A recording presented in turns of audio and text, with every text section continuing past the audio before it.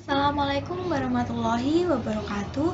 Kami dari kelompok 7 akan membahas materi konsep siklus bisnis atau ekonomi dan kebijakan fiskal.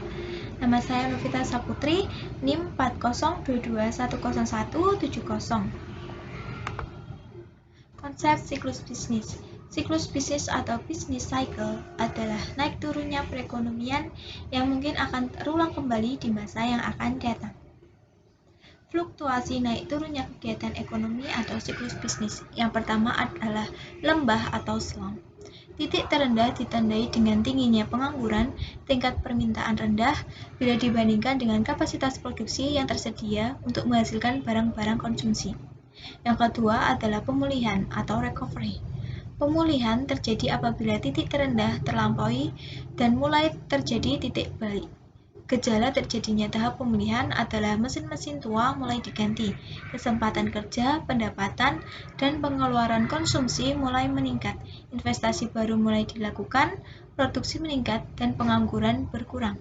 Yang ketiga adalah puncak atau peak. Masa puncak merupakan masa tertinggi dalam siklus ekonomi. Pada masa puncak terjadi penggunaan kapasitas pada tingkat tinggi, kekurangan tenaga kerja, terutama tenaga kerja terampil, dan bahan baku mulai dirasakan. Yang keempat adalah resesi atau recession.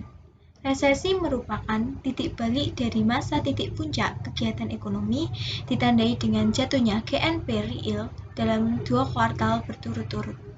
Permintaan menurun dan sebagai akibatnya produksi dan kesempatan kerja berkurang, pendapatan rumah tangga menurun, dan permintaan menurun. Yang kelima adalah titik balik atau turning point. Titik di mana suatu resesi dimulai sering disebut titik balik teratas atau upper turning point. Titik di mana suatu pemulihan dimulai, titik balik terbawah atau lower turning point. Faktor lembah atau bottom dan puncak peak dalam siklus bisnis. Faktor yang mempengaruhi terbentuknya lembah dan puncak dalam siklus bisnis ditandai dengan meningkatnya kesempatan kerja, meningkatnya pendapatan, dan pengeluaran konsumsi masyarakat. Kebijakan fiskal. Kebijakan fiskal adalah penyesuaian dalam pendapatan dan pengeluaran pemerintah sebagaimana ditetapkan dalam Anggaran Pendapatan dan Belanja Negara atau APBN untuk mencapai stabilan ekonomi yang lebih baik dan laju pembangunan ekonomi yang dikehendaki serta ditetapkan dalam rencana pembangunan. Terima kasih. Materi selanjutnya akan disampaikan oleh Nadia Basitana. Assalamualaikum warahmatullahi wabarakatuh. Perkenalkan, nama saya Nadia Basitana, NIM 4022100158.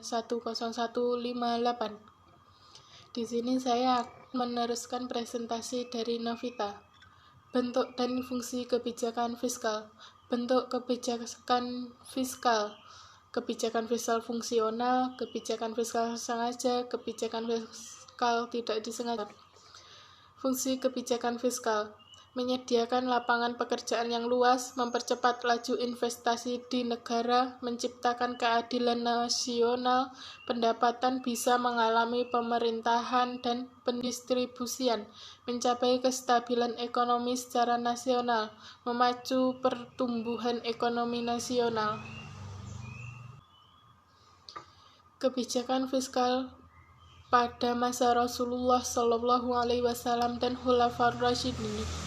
Kebijakan fiskal telah lama dikenal dalam teori ekonomi Islam, yaitu sejak zaman Rasulullah SAW dan Khulafaur Rasyidin, yang kemudian dikembangkan oleh para ulama. Ibnu Khaldun 1404 mengajukan solusi atas resesi dengan cara mengecilkan pajak dan meningkatkan pengeluaran pemerintah. Pengeluaran dan hutang negara Islam. Dalam pos pengeluaran negara, tentu saja sangat dipengaruhi oleh fungsi negara Islam itu sendiri. Sesuai dengan fungsinya, maka alokasi dan hendaknya meliputi kesejahteraan sosial, pendidikan dan penelitian, infrastruktur, pertahanan dan keamanan, dakwah Islam, dan lain-lain.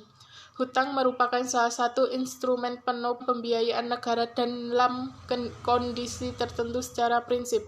Hutang tidak dilarang dalam Islam, namun Islam mengatur mekanisme berhutang agar tidak terjebak kepada praktek ribawi, di antaranya dengan menerapkan mekanisme akad-akad yang sesuai dengan prinsip syariah. Sekian, terima kasih. Apabila ada kurang lebihnya dari kelompok kami, mohon maaf. Wabillahi taufiq wal hidayah. Wassalamualaikum warahmatullahi wabarakatuh.